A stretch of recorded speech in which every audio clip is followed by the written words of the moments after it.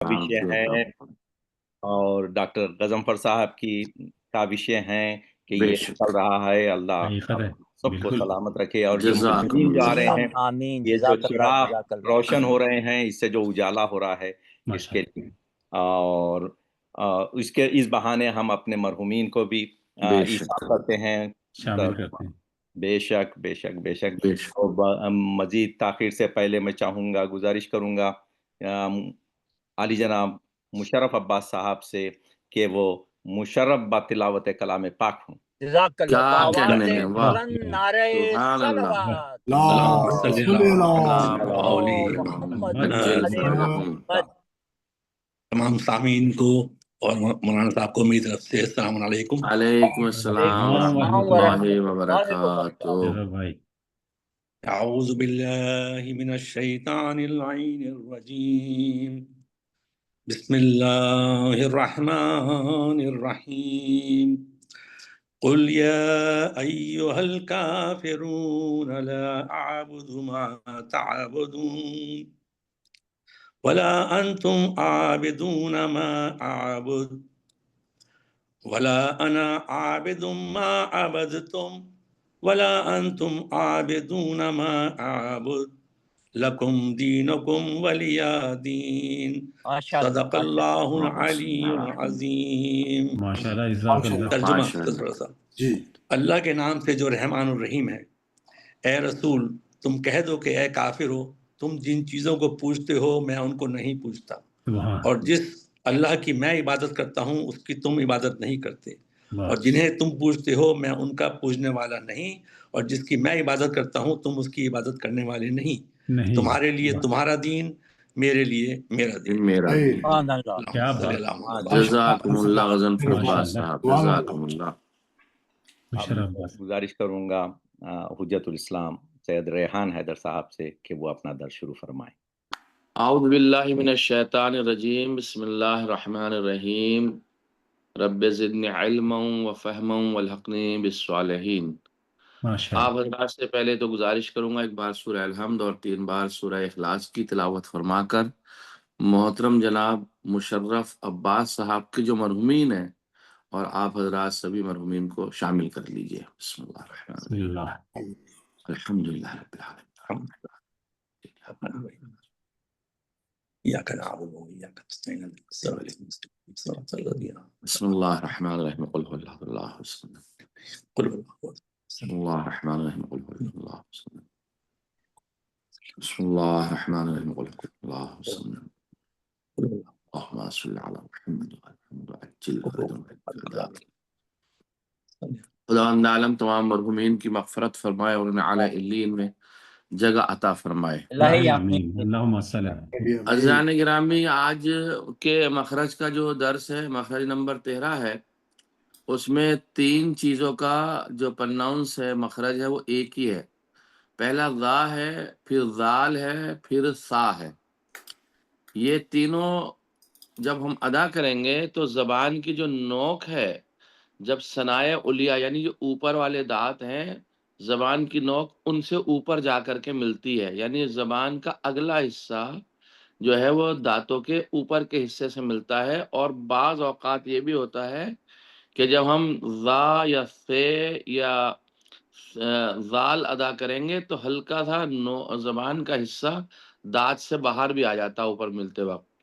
जैसे मिसाल के तौर पर ज़ा को जब हम प्रोनाउंस करेंगे यानी उसका मखरज अदा करेंगे तो कहेंगे लानतुल्लाहि अला ज़ालिमीन। ज़ालिमीन, लानतुल्लाहि अला ज़ालिमीन। तो ये आया ज़ालिमीन। जब भी ज़ाद अदा करेंगे तो ये ज़बान का अगला हिस्सा आगे के ऊपर के जो दांत हैं उनसे मिलेगा। इसी तरीके से जब हम ज़ाल अदा करेंगे, जैसे अल्लज़ीना, ज़ाल में अल्लज़ीना, अल्लज़ीना, अल्लज़ीना में हम हमेशा जब भी कहेंगे ज़ाल अदा करेंगे तो ज़बान का अगला हिस्सा उसकी नोक जो है दांतों के अगले हिस्से से ऊपर से जाके लगेगी।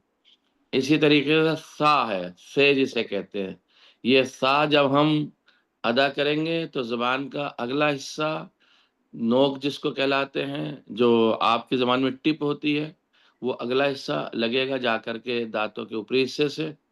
اور جیسے انا اعطینا کل کوثر، سر، کوثر، ثمر، میثم، یہ اس طریقے سے ادا ہوگا. تو ذال، ذا اور سے، ان تینوں کا مخرج جو ہے زبان کی نوک ثنائے علیا یعنی سامنے والے اوپر کے دو جو دانت ہیں ان کی نوک لگتی ہے زبان کی وہاں جا کر کے، تو یہاں سے ادا ہوتے ہیں. انشاءاللہ کہ آج کے لیے اتنا کافی ہوگا. جزاک اللہ. انشاءاللہ تعالیٰ جب یہ مخارج ہمارے ختم ہو جائیں گے تو اس کے بعد جو ہے پھر ایک آئے کریمہ کی تلاوت کی تفسیر کر لیا کریں گے مسائل سے پہلے انشاءاللہ، انشاءاللہ. ایک دو ہفتے کے بعد جب شروع ہوگا. انشاءاللہ سر، انشاءاللہ. اب وہ مسائل جو ہیں، بسم اللہ الرحمن الرحیم، ہم یہاں تک پہنچے تھے کہ لباس کس طریقے کا ہونا چاہیے ایک نمازی کا. اس میں 4-5 مسئلے رہ گئے تھے، وہ بھی آپ کی خدمت میں پیش کر دیتا ہوں. پہلا مسئلہ یہ ہے کہ اگر کسی کو شک ہو کہ لباس حلال گوشت جانور سے تیار کیا گیا ہے یا حرام گوشت جانور سے، کیونکہ لباس کا کیا بھروسہ، مثلا جیکٹ کس چیز سے بنائی گئی ہے، یا بیلٹ جو باندھتے ہیں کس طریقے کی ہے، یا جو بھی چیزیں استعمال کی آتی ہیں، آیا شک ہم کر رہے ہیں کہ یہ حلال گوشت جانور کا ہے یا حرام گوشت جانور کا ہے. تو خواہ وہ مقامی طور پر تیار کیا گیا ہو یا کہیں سے آیا ہو، مثال کے طور پر اپنے ہی وطن میں تیار کیا گیا ہے یا کہیں سے آیا ہے، تو جب ہم شک کریں گے اس کی حلیت کے اوپر کہ حلال ہے یا نہیں ہے، تو اس کے ساتھ نماز پڑھنا جائز ہے. یہ ان لوگوں کے لیے مسئلہ ہو گیا جو لوگ بیلٹ کے بارے میں اکثر یہ سوال کرتے ہیں کہ حضور پتہ نہیں چمڑا حلال گوشت کا ہے یا حرام گوشت کا ہے، ہمیں یقین نہیں ہے لیکن شک ہے. تو ایسی صورت میں اس میں نماز پڑھی جا سکتی ہے، کیونکہ شک یقین کو ختم نہیں کرتا ہے. ایک مسئلہ. دوسرا مسئلہ جو نمازی کے لیے ہے یہ کہ زردوزی کا لباس پہننا مردوں کے لیے حرام ہے. وہ جو ایک مخصوص کام ہوتا ہے، چمکیلے کام، یا لکھنؤ والوں کے یہاں ہوتے تھے پرانے زمانے میں، آج کل بھی ہوتے ہیں، جو مخصوص خواتین کے لیے ہوتا ہے زردوزی کا لباس، تو کہتے ہیں وہ مردوں کے لیے پہننا حرام ہے اور اس کے ساتھ نماز پڑھنا بھی باطل ہے. لیکن عورتوں کے لیے نماز میں یا نماز کے علاوہ اس کے پہننے میں کوئی حرج نہیں ہے، کیونکہ وہ لباس مخصوص ہے خواتین سے. جو لباس مخصوص ہو خواتین سے وہ خواتین پہنیں گی، جو لباس مخصوص ہو مردوں سے وہ مرد پہنیں گے. البتہ ان کی شقیں اور ان کی شرطیں بعد میں آپ کے سامنے آئیں گی. فی الحال زردوزی کا لباس پہننا مردوں کے لیے حرام ہے اور اس کے ساتھ نماز پڑھنا باطل ہے، لیکن عورتوں کے لیے زردوزی کا لباس پہننا جائز ہے اور وہ نماز بھی اس میں پڑھ سکتی ہیں، کوئی اشکال نہیں ہے.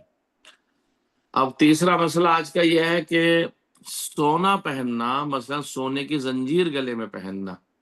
حالانکہ یہ آج کل بہت زیادہ ہو رہا ہے اور آج کل کے لڑکے یا یوتھ جو ہیں وہ اس بات کی طرف توجہ نہیں دے رہے، بلکہ بعض جگہ پر جب ارینج میرج ہو یا جیسی بھی ہو، اس میں رشتہ بیاہ ہوتا ہے تو مردوں کو جو ہے سونے کی انگوٹھی دی جاتی ہے اپنی مالداری دکھانے کے لیے، اپنے رسم و رواج کے لیے، کہ ہم نے سونے کی انگوٹھی یا سونے کی زنجیر دی ہے داماد جی کو. تو کہتے ہیں سونا پہننا، مثلا سونے کی زنجیر گلے میں پہننا، سونے کی انگوٹھی ہاتھ میں پہننا، سونے کی گھڑی کلائی پر باندھنا، سونے کی اینک لگانا مردوں کے لیے حرام ہے. دیکھیے بالکل، یعنی مردوں کے لیے اصلا سونا حرام ہے. اب وہ سونے کی کوئی بھی چیز استعمال نہیں کر سکتے، نہ وہ انگوٹھی پہن سکتے ہیں، نہ گھڑی باندھ سکتے ہیں، نہ اینک لگا سکتے ہیں سونے کی، تو لہذا ان کے لیے حرام ہے. اور ان چیزوں کے ساتھ نماز پڑھنا بھی باطل ہے. یعنی سونے کی اگر انگوٹھی کسی نے پہن رکھی ہے تو وہ گناہ تو ہے ہی کہ اس نے سونا پہنا ہے، لیکن اگر اس کے ساتھ نماز بھی پڑھ رہا ہے تو اس کی نماز بھی باطل ہے.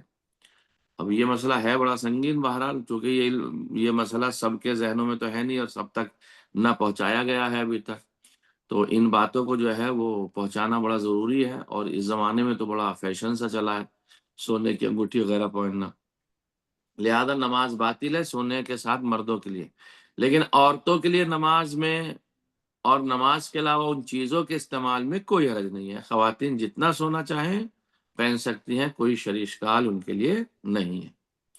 آج کا اگلا مسئلہ، اگر کوئی شخص یہ نہ جانتا ہو یا بھول گیا ہو کہ اس کی انگوٹھی یا لباس سونے کا ہے. ایک انسان سونے کی انگوٹھی پہنے ہوئے ہے، اس نے گناہ تو کیا ہی ہے لیکن بھول گیا ہے اور شک رکھتا ہے کہ اس کے ساتھ نماز پڑھے. اسے یہ نہیں معلوم ہے کہ اس کے ساتھ نماز باطل ہے یا باطل نہیں ہے، یعنی اس کی انگوٹھی یا لباس سونے کا ہے، یا شک کرے کہ یار کہیں انگوٹھی جو میں نے پہنی ہے سونے کی تو نہیں، کسی نے گفٹ دے دیا اور وہ انگوٹھی ہم نے پہن لیا، ہم نے پتہ ہی نہیں لگایا کہ سونے کی ہے یا نہیں ہے. شک رکھتا ہے کہ پتہ نہیں سونے کی ہے یا سونے کی نہیں ہے، یا فرض کر دیا جو ہے بھول گیا ہے یا جانتا نہیں ہے اس مسئلے کو کہ سونے کی انگوٹھی کے ساتھ نماز باطل ہے یا نہیں، تو اس کے ساتھ اگر نماز پڑھے گا تو اس کی نماز صحیح ہے.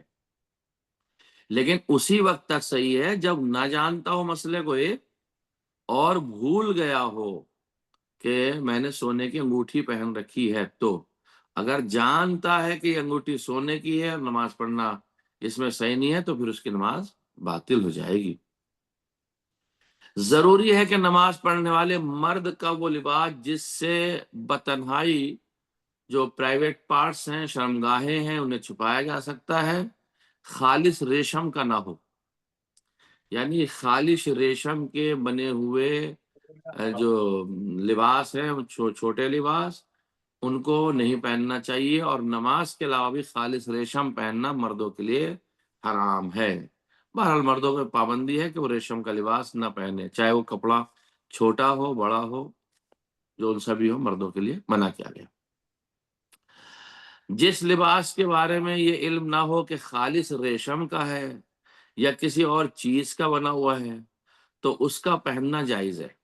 علم نہیں ہے، پتہ نہیں یہ ریشم ہی ہے یا کسی اور چیز کا، نالج ہی نہیں ہے ہمیں اس بارے میں، ہم جانتے ہی نہیں ہیں، اور اس کے ساتھ نماز پڑھنے میں بھی کوئی حرج نہیں ہے، کیونکہ علم نہیں ہے ہمیں کہ ہمارا لباس ریشم کا ہے یا ریشمی کے علاوہ کسی اور چیز کا ہے. ریشمی رومال یا اسی جیسی کوئی چیز مرد کی جیب میں ہو تو کوئی حرج نہیں ہے، وہ نماز کو باطل نہیں کرتی. مثلا کسی نے ایک ریشمی رومال کسی کو گفٹ میں دے دیا، اس نے وہ جیب میں رکھ رکھا ہے، تو جیب میں رکھنے سے ریشمی رومال وغیرہ جو ہے اس سے نماز باطل نہیں ہوتی ہے اور کوئی شرعی اشکال اس کے لیے نماز میں نہیں ہے. عورت کے لیے نماز میں یا اس کے علاوہ ریشمی لباس پہننے میں کوئی حرج نہیں ہے. یہ مسئلہ کئی بار واضح ہو چکا ہے، کئی بار آ چکا ہے، کوئی شرعی اشکال نہیں ہے. لیکن اگر انسان مجبوری کی حالت میں ہے اور خالص ریشمی اور زردوزی کا لباس پہنے، کہیں ہے ہی نہیں اس کے پاس دوسرا لباس، وہ کہیں پھنس گیا بیچارہ مجبوری کے اندر، تو پھر اس میں کوئی حرج نہیں، وہ پہن سکتا ہے، وہ گناہوں سے بری ذمہ ہے. لیکن وہ مجبوری کی حالت میں ہے، اختیاری حالت میں نہیں ہے، اختیاری حالت میں منع ہے. اب مجبوری کی حالت میں بہت سی چیزیں جو ہیں جان بچانے کے لیے یا مسائل شریعہ کو آگے بڑھانے کے لیے جو ہیں وہ جائز ہو جاتی ہیں، یعنی الا الاضطرار، سوائے اس کے کہ مجبوریاں. اگر کوئی شخص ایسا لباس پہننا چاہے جس کا کپڑا، رنگ یا سلائی اس کے اعتبار سے رواج کے مطابق نہ ہو، مطلب کچھ کپڑے ایسے ہیں جو ہمارے سماج میں، سوسائٹی میں نہیں پہنے جاتے، نہ اس کی سلائی ایسی ہے کہ ہماری سوسائٹی میں پہنا جاتا ہو، یا اس کے اعتبار سے وہ رواج ہی نہ ہو ان کا پہننے کا، تو اگر اس کا پہننا اس کی شان کے خلاف اور توہین کا باعث ہو تو اس کا پہننا حرام ہے. فرض کرو ایک نیا لباس نکلا اور نئے لباس میں جو ہے وہ ابھی سماج کے، سوسائٹی کے اندر آیا نہیں ہے اور کسی نے اس لباس کو پہن لیا ہے، اگر اس کے لباس کے پہننے سے اس کی توہین نہیں ہو رہی ہے تو وہ پہن سکتا ہے. لیکن لوگ کہیں گے کیسا آدمی ہے، کیسے لباس پہن رہا ہے، اسے ایسا لباس نہیں پہننا چاہیے، ہماری سوسائٹی اجازت نہیں دیتی ہے، ہمارے سماج میں ایسی بات نہیں پائی جاتی ہے، ہمارے ماحول میں ایسا لباس نہیں چلتا ہے، تو پھر اس کا پہننا حرام ہو جائے گا اس کے لیے. کیونکہ شریعت عرف عام پہ بھی تطبیق کرتی ہے، عرف عام میں مومن کی عزت کا خاص خیال رکھا جاتا ہے، کیونکہ مومن کا جو دل ہے وہ خانہ کعبہ کی عظمت سے زیادہ ہے.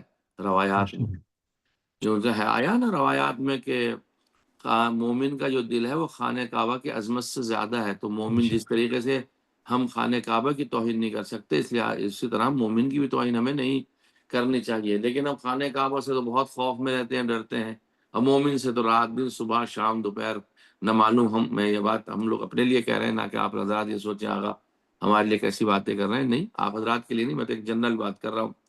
اور صبح شام ہم اسی طریقے کی باتیں کرتے ہیں. ابھی مجلس ختم ہوئی ہے، باہر ہم امام بارگاہ سے نکلے، دیکھا اس نے کیسا نوحہ پڑھ دیا، دیکھا اس نے کیسے مجلس پڑھ دی، دیکھا اس کے تبرک میں یہ کمی تھی. یہ مومن کی توہین میں چیزیں شامل ہوتی ہیں.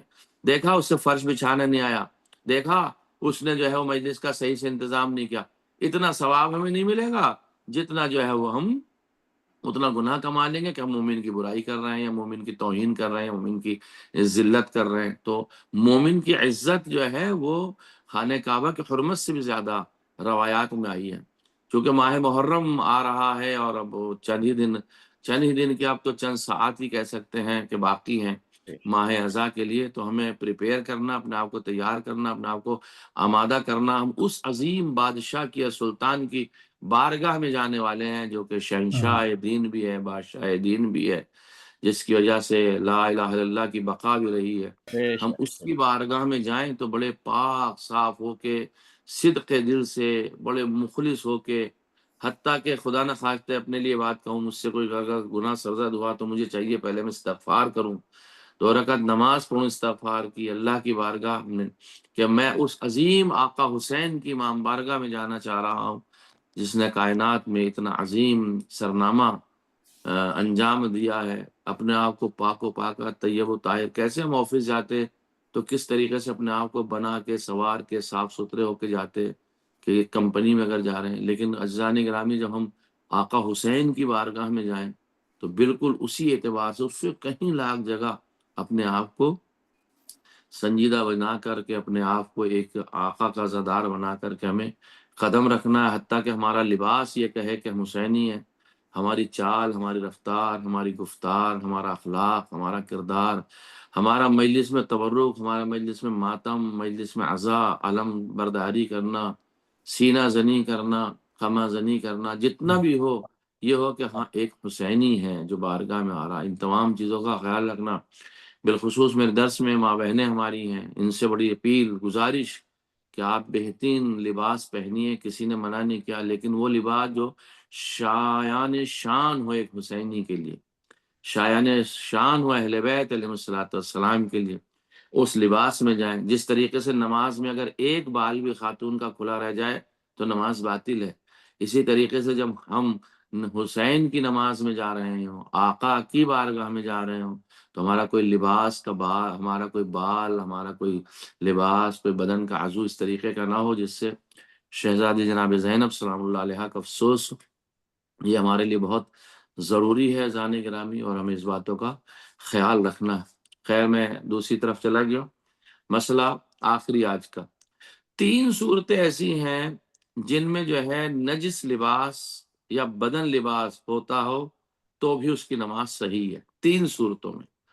پہلی صورت یہ ہے کہ اس کے بدن کے زخم ہیں، زخم اس کے بدن میں ہے، زخم بیچارہ کھل گیا ہے وہ حصہ، اور اس کے اندر خون بھرا ہوا ہے، یا جراحت ہے، یعنی کاٹ پیٹ ہوئی ہے بدن میں، کہیں آپریشن وغیرہ ہوا، یا پھوڑا ہے، اس کی وجہ سے لباس یا بدن پر خون لگ جاتا. تو ایسی صورت میں اسی لباس میں، اسی بدن میں نماز پڑھنا صحیح ہے ہمارے لیے، اور ضروری نہیں ہے کہ ہم اسے بدل دیں، چونکہ وہ رشتہ رہتا ہے. دوسرا مسئلہ یہ ہے کہ اس کے بدنی لباس پر درہم کی مقدار سے کم خون لگا جائے، اور احتیاط واجب یہ ہے کہ درہم کی مقدار انگوٹھے کی اوپر والی گرہ کے برابر. یہ جو حصہ ہے، یہ آپ دیکھ رہے ہیں میرا، یہ حصہ، بس سارا خون بھی اگر جمع کرنا چاہیں تو اس سے زیادہ نہ ہو جائے تو بھی ہماری نماز صحیح ہے. وہ نجس بدن یا لباس کے ساتھ نماز پڑھنے پر مجبور ہو، مطلب نماز قضا ہو رہی ہے، بدن پاک کرنے کا ٹائم نہیں ملے گا، نماز قضا ہو رہی ہے، لباس چینج کرنے کا ٹائم نہیں ملے گا، گھر تک پہنچتے قضا ہو جائے گی، تو شرعی حکم یہ ہے کہ نماز قضا نہ کریں، بلکہ نماز کو اسی حالت میں پڑھیں جس حالت میں ہم ہیں. کیونکہ نماز کی قضا کی اجازت نہیں ہے، حتیٰ کہ شریعت میں جو چیز جائز نہیں تھی اللہ نے وہ جائز قرار دی، یعنی نجس لباس میں نماز باطل ہے، لیکن اگر میری نماز قضا ہو رہی ہے تو تمہیں میں اجازت دیتا ہوں کہ اسی نجس لباس یا بدن میں نماز پڑھ لیجئے۔ ایک مسئلہ اور ہے، اگر نماز پڑھنے والے کا لباس نجس بھی ہو تو اس کی نماز صحیح ہے، یعنی ان صورتوں میں جو 3 صورتیں ہم نے بنائی، اور وہ صورت یہ بھی ہے کہ چھوٹا لباس، مثال کے طور پر ایک چھوٹی سی صورت یہ ہے، موزے نجس ہے یا ٹوپی نجس ہے، ٹوپی لگا لی ناپاک تھی یا موزے ناپاک تھے پہن لیے جلدی سے، تو ٹوپی یا موزے اگر نجس ہیں تو اس میں نماز ہماری صحیح ہے، وہ لباس میں شامل نہیں ہوتے ہیں۔ والحمدللہ رب العالمین وصلی اللہ علی محمد وآلہ الطاہرین۔ جزاک اللہ، جزاک بسم اللہ۔ اللہ ماشاء اللہ۔ سوالات بسم اللہ، جوابات۔ اگر کوئی مسئلہ ہے تو جی مولانا صاحب ایک سوال ہے، بسم اللہ۔ کیا ممکن ہے کہ ہم نماز پڑھ رہے ہیں، بہت چھوٹا بچہ اندازاً 1.5-2 سال کا، اور رو رہا ہے اور وہ ضد میں ہے کہ ہم اس کو گود میں لے لیں، تو کیا ممکن ہے کہ ہم اس کو گود میں لے کر نماز پڑھ سکتے ہیں؟ نہیں، حمل کرنا کسی شے کا بغیر سبب کے اضافہ نماز ہوگا، اور اضافہ نماز میں جو ہے مراجعین نے منع کیا ہے، اضافہ نماز نہیں کر سکتے۔ بہت بہت شکریہ۔ جی ماشاء اللہ ماشاء اللہ۔ ایک سوال میں بھی کر دوں؟ شور۔ کیوں نہیں، آپ پہ کوئی اچھا، پابندی ہے حضور؟ یہ سونے کے بارے میں ہے، ایک جی چیز ہے اسے کہتے ہیں وائٹ گولڈ۔ جی، وہ بھی سونے وائٹ میں شمار گولڈ ہے۔ جو ہے وہ کیا پلیٹینم۔ دوسرے جو ریگولر سونا ہے اس کے زمرے میں آئے گا؟ جی، وائٹ گولڈ کا بھی یہی حکم ہے کہ وہ سونے میں ہی شامل کیا جاتا ہے، اچھا، کلر کے اوپر نہیں ہے۔ لفظ سونا آیا ہے، ورنہ وہ کہتے ہیں پیلا سونا جائز نہیں ہے اور وائٹ سونا جائز ہے، انہوں نے ایک اچھا، سونے کا لفظ استعمال کیا، اگر اس پہ تطبیق ہے سونا ہے تو جائز نہیں ہے۔ ماشاء اللہ۔ اور جی نگ جو ہے اس کے اندر جو باقی جتنی جگہ ہے، لیکن جو ڈائمنڈ ہے، ہیرے کی انگوٹھی جو ہے، اگر وہ چاندی میں ہو تو پہنی جا سکتی ہے؟ ہاں، ہیرے کو پہننا منع نہیں ہے، ہیرا مرد پہن سکتا ہے، ہیرے کی انگوٹھی پہن سکتا ہے، شریعت میں منع نہیں ہے۔ جی جی جزاک اللہ جی ڈاکٹر اچھا، صاحب، ایک سوال اور ہے، وہ یہ کہ سونا بے شک وہ تو حرام ہے مرد کے لیے، مگر اکثر ایسا بھی ہوتا ہے کہ سونا تو نہیں ہے مگر گولڈن تب پالش ہے، خالی رنگ سونے جیسا ہے، کیا وہ بھی حرام ہے؟ سونا نہیں ہے، رنگ سونے والا ہے، رائٹ، گولڈن کلر ہے، تو گولڈن کلر میں کوئی اشکال نہیں ہے، بہت بہت شکریہ۔ کلر ہے نا وہ، جی ہاں، بے سونا شک، نہیں ہے۔ نہیں سونا جو نہیں، مٹیریل ہے سونے کا، بے شک، 22 کیرٹ، 18 کیرٹ قیمت یا رائٹ، 24 کا، وہ چیز جو مٹیریل ہے، اس کا مادہ ہے، اس کو پہننا حرام ہے، اس کے کلر کا پہننا نہیں ہے۔ مثال بہت کو تو بہت گولڈن کا کپڑے پہننا چاہے گا کلر میں تو کوئی اشکال نہیں ہے۔ سبحان اللہ، جی ماشاء اللہ۔ شکریہ۔ سرکار یہاں پر بعض رول گولڈ کے نام سے ہوتے ہیں جو 14 کیرٹ کے ہوتے ہیں، 22 کے نہیں، 14 سے 18 کیرٹ کے درمیان ہوتے ہیں، جو زیادہ تر ویسٹ میں ہیں اویلیبل، جی اس جی میں تو 22 سے کم نہیں رہتے، مگر یہاں جی پر جو ہوتے ہیں، اگر کوئی 22 کے بجائے 14 والا چین پہنتا ہے ہے یا، تو گولڈ۔ مگر اس میں بھی گولڈ کا شمار ہے، نہیں تو مگر سونا ہے تو حتیٰ کہ ملاوٹ بھی چاہے ہے تو وہ نہیں ایک پہننا۔ ایک ماشا بھی کیوں نہ ہو، جی جی، یہی میں سننا چاہ رہا تھا کہ ہاں ملاوٹ بھی ہے تو آپ نہیں پہنے، چونکہ نہیں پہنے۔ سونا ہے نا، اس کے اندر سونا منع ہے، مرد کے لیے منع ہے سونا، وہ جا کسی کر قسم کا بھی سونا ہو، چاہے وہ 14 کا ہو، 12 کا ہو، جی 22 کا ہو، 24 کا ہو، کریٹ کوئی سا بھی ہو، لیکن وہ سونا ہے تو حرام قرار دیا گیا۔ بے شک بے شک۔ جی کوئی اور سوال ہے؟ چلیے ٹھیک ہے انشاءاللہ تعالی۔ سرکار یعنی جی افسوس سے بولنا پڑتا ہے کہ یہ درس کی سلسلے وار دروس کی آخری کڑی ہے، ایام جی عشاء کے بعد انشاءاللہ ہم پھر شروع انشاءاللہ۔ کریں گے، اگر آپ یہ عنایات انشاءاللہ قائم رہیں دائم رہیں انشاءاللہ تعالی، انشاءاللہ اللہ۔ مسئلہ نہیں۔ آئندہ ہم سپٹمبر 8 کو جو جی 15 ربیع اول ہوگی جی انشاءاللہ انشاءاللہ انشاءاللہ میں اس انشاءاللہ۔ سلسلے کو ہم پھر رکھیں گے۔ اس سے بہت فائدہ ہوا، خصوصاً مجھے نہ صرف جزاک تجوید میں بلکہ احکام نماز میں بھی بہت یقیناً، سے چیزوں میں نے اپنے آپ کو درست پایا، درست جزاک اللہ، کیا اپنے آپ کو، اور یقیناً جزاک اللہ، میری طرح بہت سارے مومنین ہوں گے بے شک۔ جو فائدہ حاصل کیے ہوں گے جس کا ثواب آپ کو ملے گا.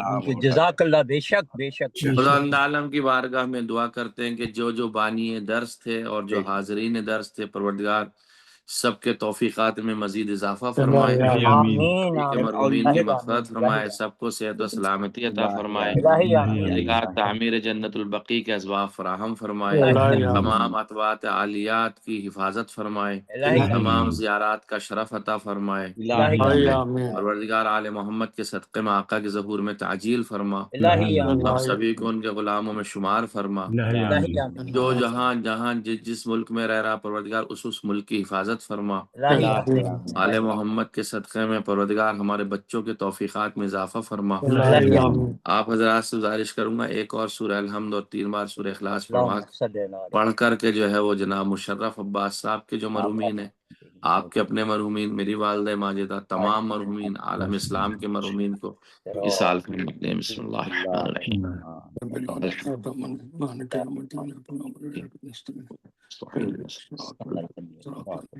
صراط الذين أنعمت عليهم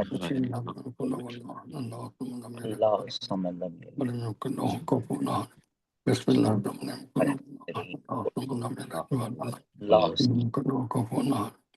الله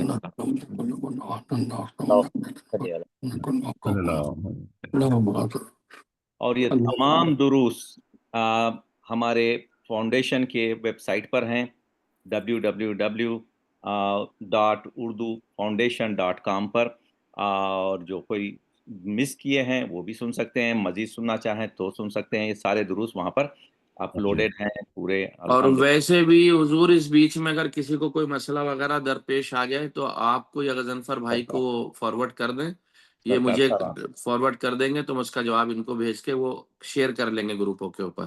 اینی ٹائم کوئی اس میں کوئی بھی وقت آپ غضنفر بھائی کو کر سکتے ہیں تو انشاءاللہ ان کو بھیجا دیں گے. جی حاضر ہے تاکہ یہ آگے بڑھائے آپ تک.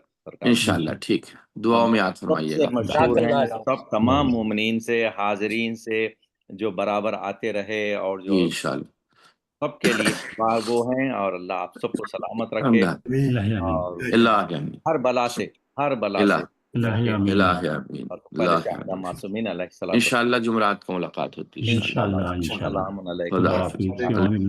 جزاک اللہ. خدا حافظ. السلام علیکم ورحمۃ اللہ وبرکاتہ. وعلیکم السلام ورحمۃ اللہ وبرکاتہ. خدا حافظ.